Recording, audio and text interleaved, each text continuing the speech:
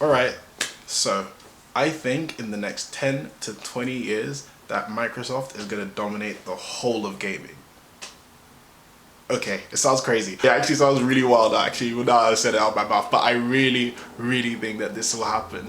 And I'm not even a Microsoft guy. Like, I own a PlayStation, I own a Switch. I don't play Microsoft games, so me even saying this is hard for me to say, but after looking at all the signs, I feel like that's actually going to happen.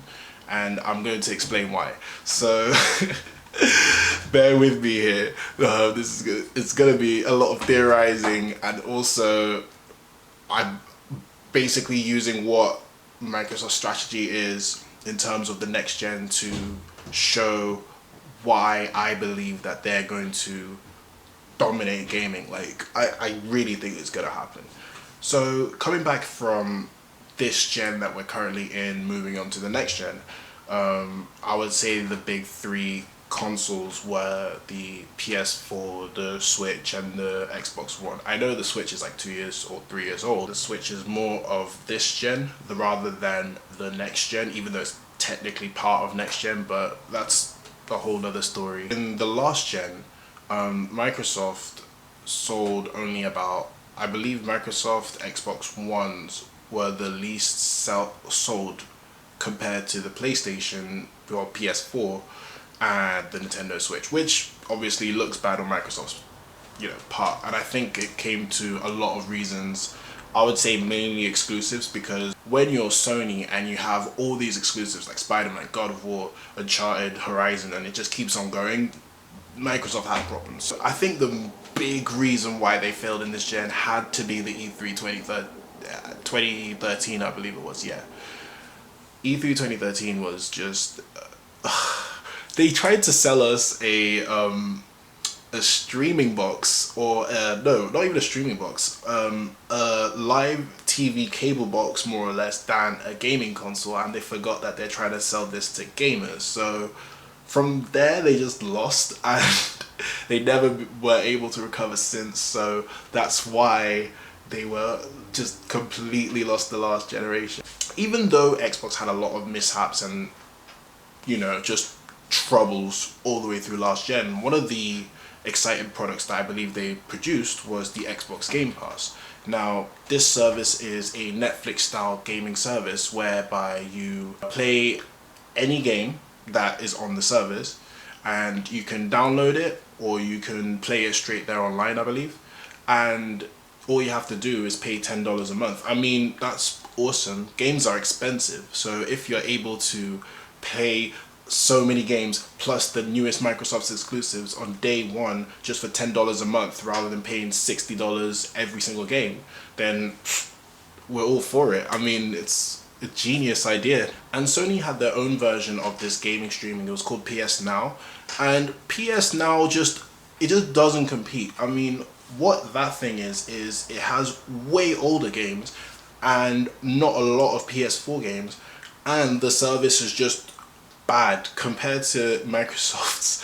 It's just it's just atrocious. It's slow. It's just, oh man, I tried to play God of War on it, like the old school God of Wars in it, and even that was laggy. So imagine a PS4 game on PS Now. I just, no. What this showed was that you could see that companies like Microsoft and Sony are now leading into more streaming services. With the age of the Netflixes and the Hulus and the Apple TVs and Disney Pluses, consumers now want more binge-worthy streaming services rather than pay for cable or pay for shows separately.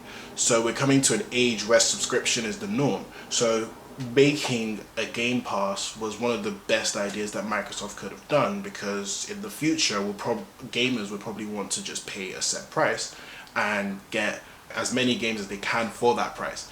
So I thought that was already a genius plan, and that service alone is one reason why I think Microsoft is heading in the right direction, and why this could be a really good future for them.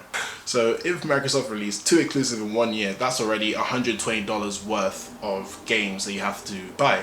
Now, instead, if you were paying for a service that's $10 a month, and you can play many more games and still have that exclusives, then already the value is already really high. Also, one thing that I really love what Microsoft did is not only did they give you the Xbox Game Pass, but they also gave you the Game Pass Ultimate. And it's the same Game Pass that you have on Xbox, but you also have the exact same service on PC. And you get free Xbox Live for just $5 extra. I mean, it's like Microsoft learned from all their mistakes and said, all right, I'm sorry guys, like, I know we messed up this whole gen, here you go, here's a brand new service, here's for the gamers, here you go.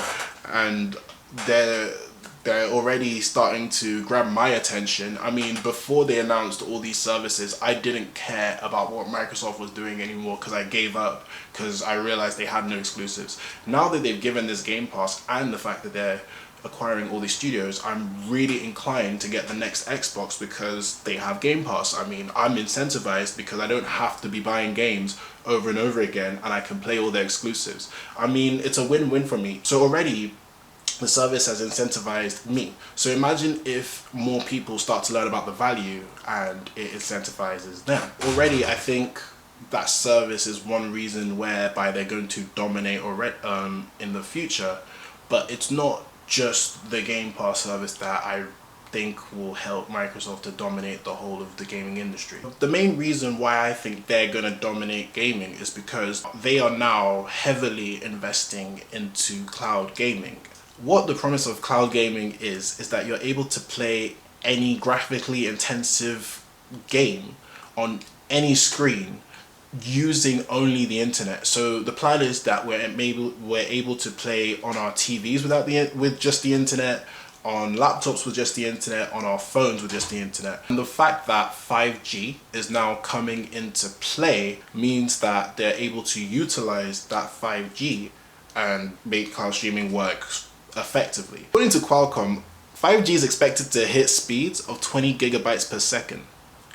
20 gigabytes per second.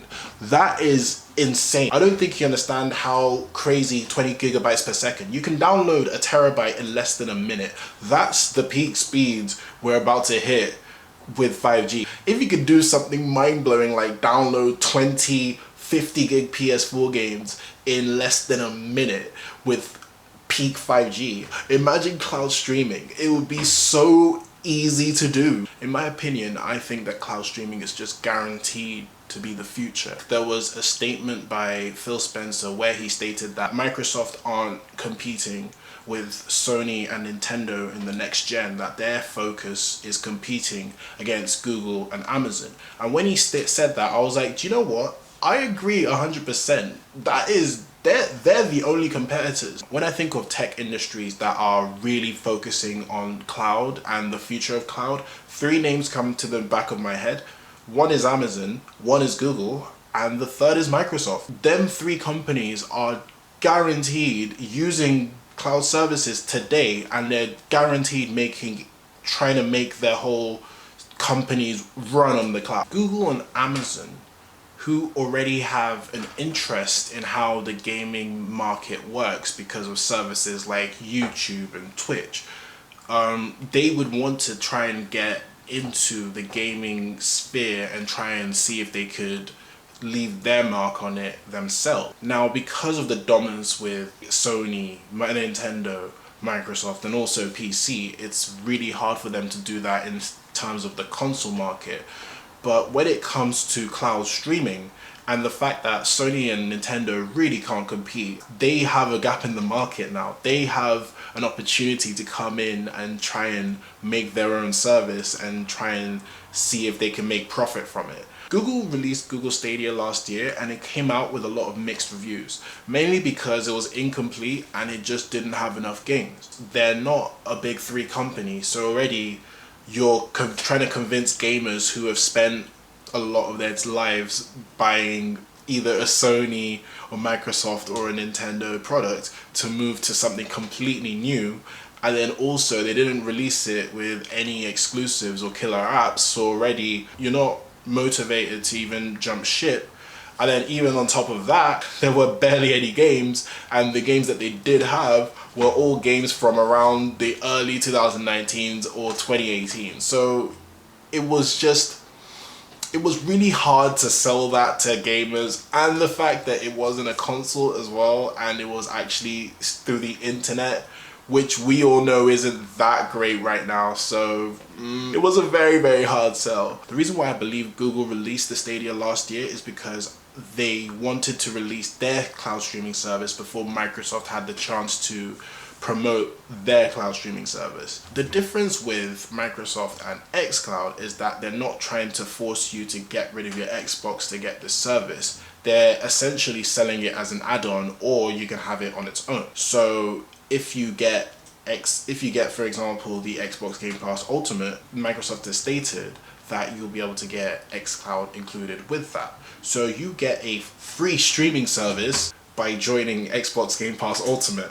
Already, I don't know how Google's competing with that. Another thing is that I heard that xCloud currently has 50 games. 50 games compared to the 12 that Google started with, plus any Microsoft new exclusive by Microsoft will be released at the same time on xCloud. Now already, in terms of value, that crushes Google. So in order for Google and even Amazon to compete with the likes of Microsoft in a cloud streaming service, they have to have killer apps or exclusives. And in order for Google and Amazon to make killer exclusives that will attract gamers to move from Microsoft, Sony, Nintendo, all the way to their services, they need at least 5 years in order to even make that game development studio and to develop that killer app. And the problem for them is that Microsoft already has killer exclusives, already has a fan base, and they're not even trying to force gamers to leave their consoles. They're just like, oh, do you want free xCloud? Here you go. The reason why I say that Sony and Nintendo cannot compete is because they are not tech companies that invest in the cloud.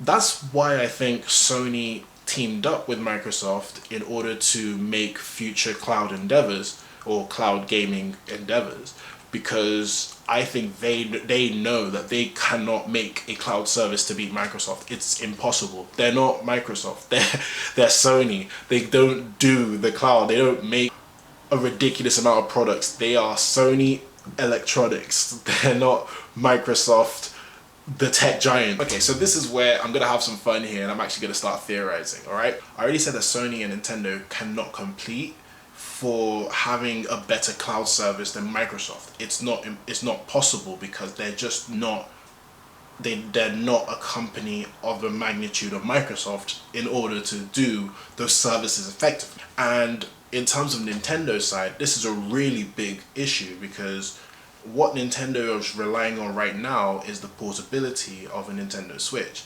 You can take your games on the go. That's the promise. But with the cloud services, you can play your games on any screen as long as you have internet. Plus, those games will be the exact same quality as consoles. So in that regard, how are Nintendo, who are relying on that said portability as one of their reasons to buy the Switch, how are they meant to compete when Microsoft can do that better? What people like the most, and gamers especially, is convenience. If Microsoft offer a better convenience than a Nintendo Switch, and the fact that you're able to play games on any screen compared to two, people are most likely going to jump on an Xbox cloud service in the future than to have a Switch that can't perform to the levels of that service. The only thing I can see Nintendo doing in terms of the Switches is to have the Switch be a console for streaming onto their system. I can't see them try and make a more like super powerful Switch in the future, or just keep on making powerful Switches as they go on, because eventually they will not be able to compete with the likes of power on 5G internet using the cloud. And the thing is with Nintendo and the way they're approaching the consoles and games in general, they don't particularly care about graphics. And to be fair, I understand why. They care more about the quality of the game and having fun. It makes sense, and it's really cool of them to do. I mean, a lot of gaming companies don't do that. But with that, you get the other side of the coin. What if Nintendo could make these grand, beautiful games, but they're being restricted by the power of the systems they have? I mean, imagine if the Zelda team had PS4 level graphics to make whatever game they want. I think they would be blowing our minds. Now, when you take away what the selling point of the Switch is with its portability and the fact that you can tell consumers that not only can you take your games on the go, but you can play them on any device. You don't have to buy a console or any screen, you just can use the ones you own, plus at least PS4 level graphics that you can play on your phone. I mean, that is a lot. I think that's troubling if I was in Nintendo's position. I think that Sony and Nintendo are going to go 3 likely scenarios in terms of the future of gaming. 1 is that Sony and Nintendo make streaming services. 2 is that they make exclusives for other platforms, which to an extent Sony has hinted at with Death Stranding coming to PC and the rumor that Horizon might do the same thing. 3 is that Sony and Nintendo or Nintendo get bought out by bigger companies. And you may think that's crazy, but I feel like that's something that could likely happen. I mean, no one expected Disney to buy Fox, and they did. Mergers and acquisitions are now the in thing because it's better to have companies in one and give a customer one product than to tell us to buy many. So when you think of big companies who could buy the likes of a Sony, Nintendo, who could that be? Maybe Google and Amazon? If I was Amazon, I would just buy Nintendo. Think about it. The Nintendo games and consoles sell well on Amazon already. They would not have to invest in making exclusives themselves because Nintendo already made those. Plus, they'll have fans easily because Nintendo have a very, very big fan base. And even with those exclusives, Amazon Prime Video can now use Nintendo characters and make films, TV shows, whatever they want with those properties. I mean, it just makes a lot of sense. Sony has also been acquiring studios lately, like how they bought Insomniac Games, and the fact that they're saying that they're going to buy more. So you're probably wondering, why would Sony, who are already dominating gaming right now, or dominating the console market, why would they be buying so many studios when they're already doing so well? Maybe because there's going to be a limit to how far those consoles could go compared to cloud streaming. Even the fact that Sony is partnering up with Microsoft for the future of gaming, Nintendo might do the same thing. Now, if that happens, that means Microsoft will have a monopoly over gaming streaming. So if Microsoft have their own streaming service and they give that as a product to consumers, they make money that way. If Sony or Nintendo partner with Microsoft in order to make cloud products, they make money that way. So either way, it's a win-win for Microsoft in terms of cloud gaming. So also Microsoft has the infrastructure and the means to proper service this cloud streaming service compared to a Sony or a Nintendo.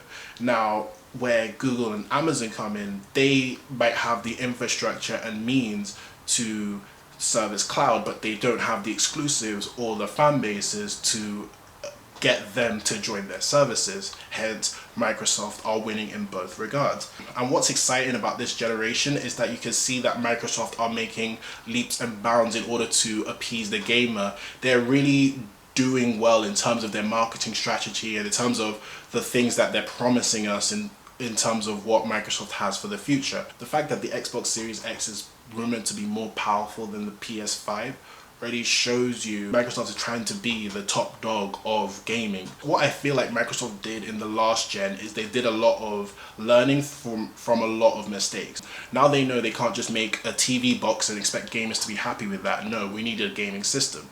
Now they know that gamers like to pick consoles based on exclusives, not just third party, and Xbox is now investing in exclusives. Now they know how to run a cloud streaming service because they can look at all the failures of Google Stadia and they can now make sure that those problems that Google Stadia had won't happen to an Xbox xCloud. So when you think of the fact that Microsoft is already taking leaps and bounds in order to make sure they are the front runners in game cloud streaming.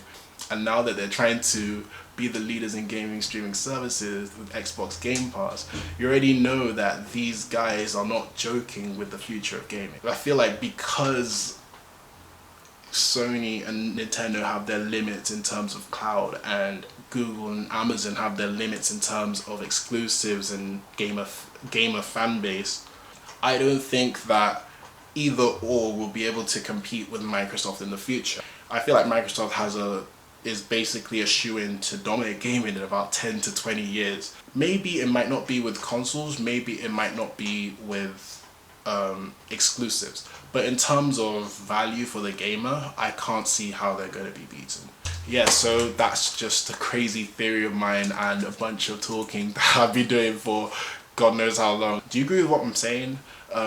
Talk to me in the comment section. I'm open for a discussion. Maybe I'm talking crazy. Maybe Sony will be the kings forever. I don't know. But thank you very much for watching. I hope you have a great day. All right.